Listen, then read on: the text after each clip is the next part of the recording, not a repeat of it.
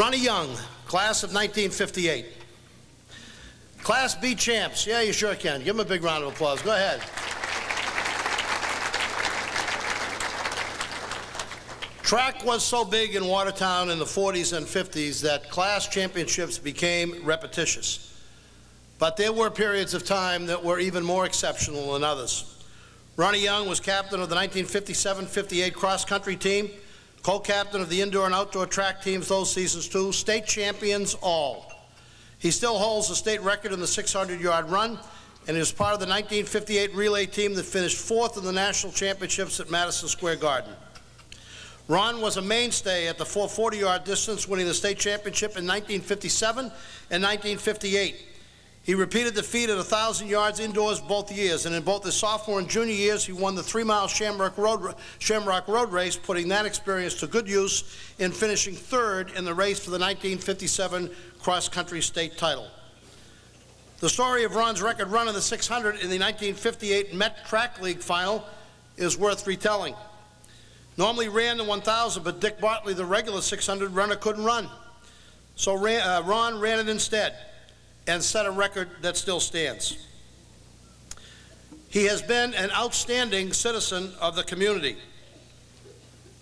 He went to the University of Massachusetts, and after leaving the University of Massachusetts, through the urging of Don Costello, became involved in the Boys and Girls Club.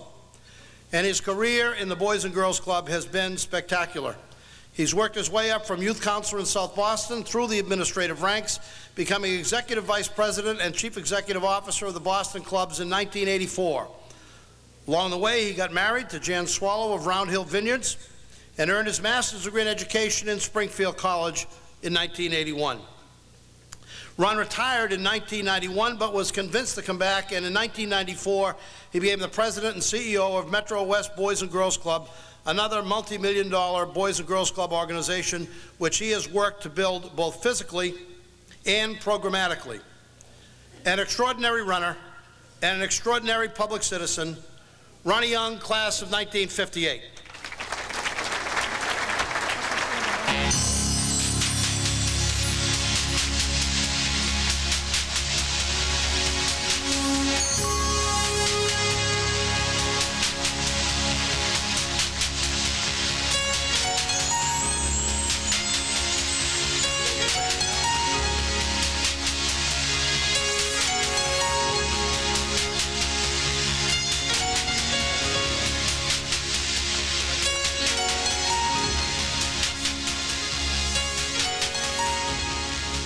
Actually, the first thing I was really impressed was to see the video, and I wasn't the oldest inductee, so I feel really, really good about that. And I think when Bob Norton talked about the East End, I guess I can give the representation of Victory Field, because that's where I grew up, that's where I lived, and that's where a lot of my heroes that I first met. I mentioned to Richie Green when I saw him, one of my long-time buddies, that when we were kids, we would go over and see the Babe Samorians. We'd go over and see the Shannons, the Stackpoles. Those were our heroes in those days. And one of the fun things that we did was we could get to the away games. Bob Caprillion, Chuck Papelia, and some of the guys would hide us on the bus. And Coach Zeno would never find us. So after 3 away games, he finally made us honorary water boys. So now you got 3 water boys in the Hall of Fame, besides Norton. I think also the friends that I met through Victory Field. Anytime you went down there, you'd see some of Watertown's best athletes. And it wasn't just warming up for their own sport. Davey Walker come up to me just before dinner tonight, and he mentioned, Ron, do you remember those bunt ball games where we really honed our skills near the willow trees? We'd have games and little bets just like they did in the East End. You'd win some and you'd lose some. But the Tony Felicias, I can always remember trying to catch his fastball. Ted Kelly, when we both worked in the park department, he would have me shagging fly balls. All he wanted to do was hit. But that was okay because it was a lot of fun and it was a lot of way to hone my own skills. One thing about the track team, and I didn't even know until I had to go to the historian, Dick Bartley, tonight, was in the 3 years that we participated on the track teams, We never lost a state meet. We were 3 years, 9 state championships in a row, which has never been equaled. And I think we all can be proud of that.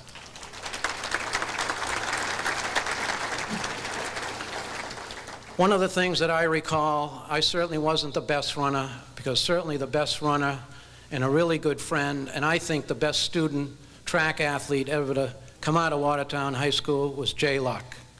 Jay was a terrific athlete. And it was not just himself that was the key to our ingredient. It was a Dick Bartley, it was a Jimmy Gleasons, it was a Jimmy Howleys. Everybody helped one another. There was always a good friendship, and I think that team concept and the spirit of Watertown High School carried to a lot of those wins. I can remember going to a lot of the hockey games, a lot of the basketball games, a lot of the baseball games, and root for those teammates, because that was the type of pride we had in our school. Every one of us, as Bob shared earlier, has a role model or has a mentor. There were two while I was growing up that really stand out. One was the late Coach Bob Gleason. Bob Gleason was not only a coach, he was probably one of the most decent human beings I've met in my life. He helped us, no matter if we're having a bad day, a good day, he'd always encourage you just to do your best.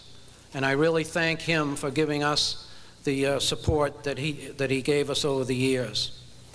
The other individual was the one who helped launch my career, where today I'm very proud to say I've had 40 years of working to help youth in this area, and that's Don Costello. I can remember one of the first days that I had an appointment after working the summers at the playgrounds with Don Costello. Many a time I would meet a lot of other people that I hadn't seen over the years. And I can remember also during our high school days, it wasn't all work. There was some play in it. I was talking to Artie Venezia before he came in, would always go up and skip a couple of practices, go over to the lanes of the Venezias and watch American Bandstand. That's when we started to really keep our focus and keep our balance between our social lives and on the track. But Don Costello reminded me of the day he picked me up to go to my first interview. This was right out of college. And of course, he had to wake me up. I was an hour late for the interview, and he said, "Where's your jacket and tie?" I said, "I'm supposed to wear a jacket and tie?" So I think I've come a long way since those days, Don, that you got me my first job.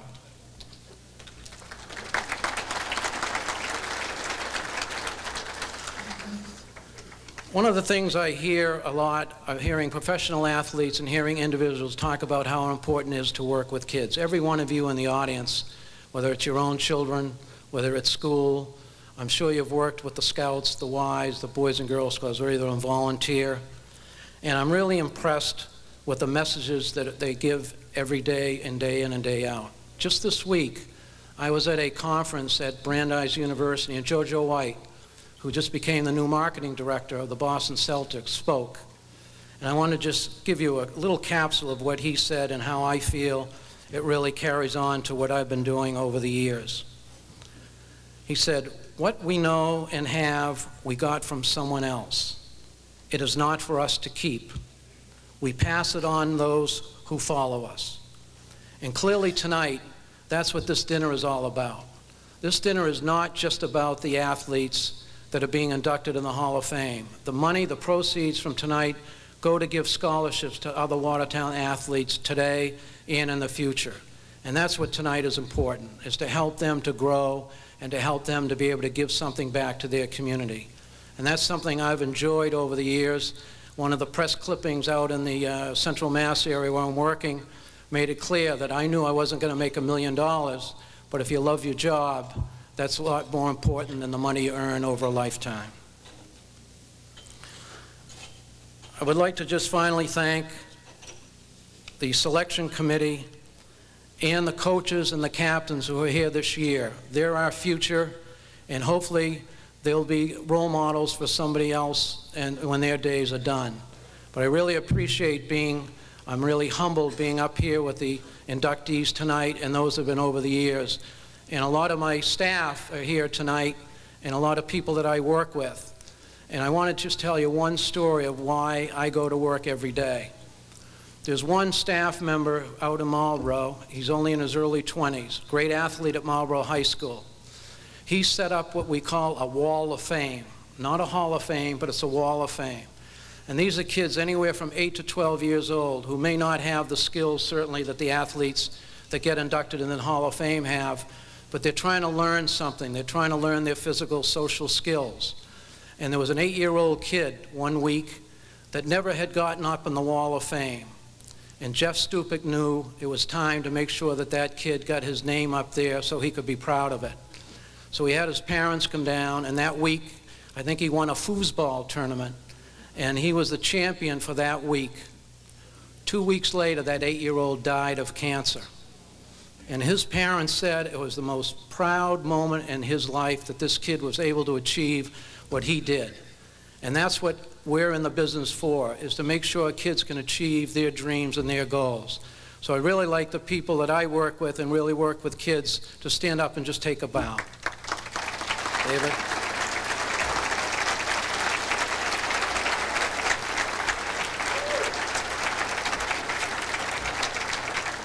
And in closing, I'm not going to go through introducing you to all my family, my dogs, cats, as Mr. Norton did. But I would, in closing, appreciate if my family, my dear wife, my brothers Barb, my sister Barb, my brother Wayne, and the whole rest of the family, please